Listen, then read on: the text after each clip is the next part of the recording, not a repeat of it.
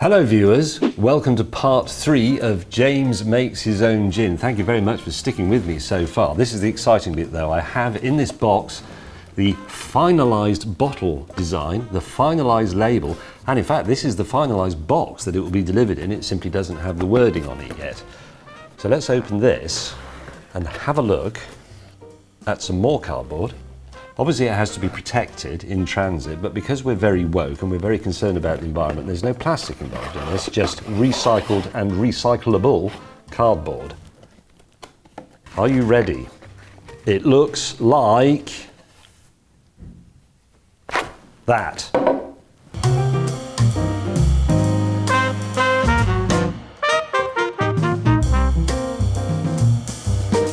Very, very simple design, obviously very medicinal and a very simple label, but that really suits very well these austere and straitened times that we're living in. This is on message, this design, and also much cheaper to produce. Now this is effectively the prototype bottle. This will go in a museum somewhere for posterity. What I also have here, this is a massive moment in the story of James's Gin. These are the labels that will go on the limited edition of 1,420 bottles. These are the ones that go on the front. As you can see, let's have this in a bit more detail. Asian parsnip, JG01, James's Gin, the first one, a bit like WD-40 was the 40th type of oil they came up with. Batch 001, so this can't be forged, or nobody can pretend they've made James's Gin.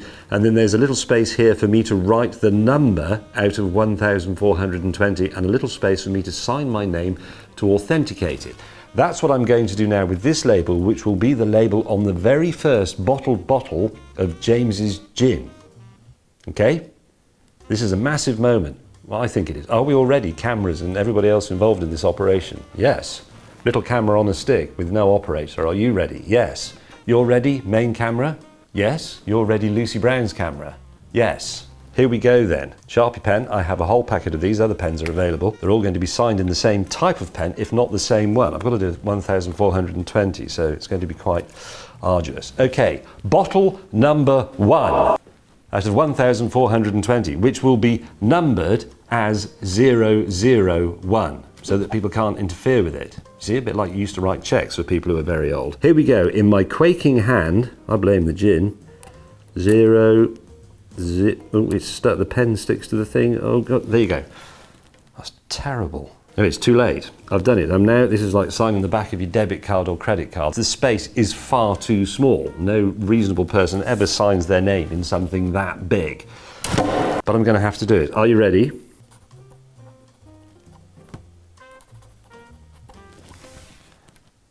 Absolutely awful. Will is my partner in this. Can we destroy this and pretend that didn't happen? I'll do a better job of it. Just edit that one out, and I'm ripping that up because I was so excited. I was sort of slightly shaking at the thought of labelling my first gin. This is unutterably destroyed. That will now go in the shredder as well. There will not be 2 bottle number 1s of James's Gin / Asian parsnip.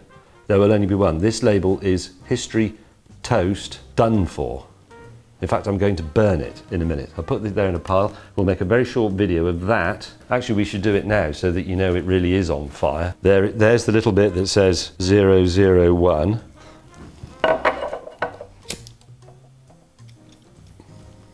Can't burn you. There you go. Is that gone? Yes. Right, so that label never existed. Those are the other bits, the meaningless bits of label. Not relevant to a counterfeiting operation. We've got more labels than we need, in case you're thinking, there's going to be 1,490 bottles. No, we've got some spare labels, because it's inevitable, isn't it, that signing that many labels, you're going to make a few cock-ups. Okay, historic moment. James's Gin, Asian parsnip, which is the first gin, is JG01, batch 001, bottle number 1, which is 0, I'm still shaking with excitement, look at this, and I've been riding my bike.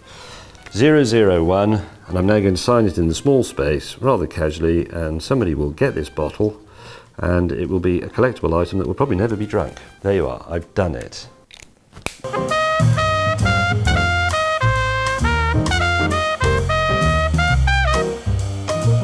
So I'm now going to, because that is, obviously I can't use another label number 1, you've all seen that. That is the genuine article. If I did another one, you'd be able to compare it and say, oh, that's not the one you signed in the video. And you're dead right. Everything here must be correct. I'm putting that back in the special envelope to make sure the ink is dry. Yes, it is. There is label number 1 of James's Asian Parsnip Gin. I'm sealing the envelope. Obviously, bottle number 1 is going to be worth an astonishing amount of money one day. I'm folding that over and I'm handing it to my mate, Will. Will, would you like to take charge of the label for Asian Parsnip bottle 001? Very carefully.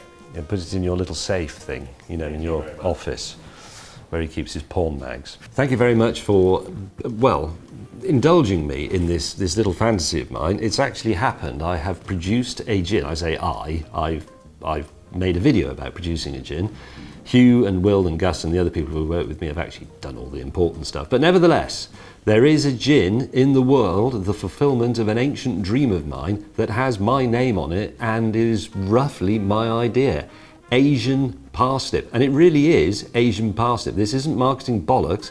When you lift it to your nose, you will sense the earthy, nutty, very damp British quality of parsnip with the excitement and the thrill of the spices of Asia. I hope you enjoy it and I hope you buy it, which is what this operation is all about. Sorry, I forgot to say, this is the final time I'm going to appear, but you can buy it with immediate effect. The link is in the description. Thank you for watching. Like, comment, subscribe. Goodbye.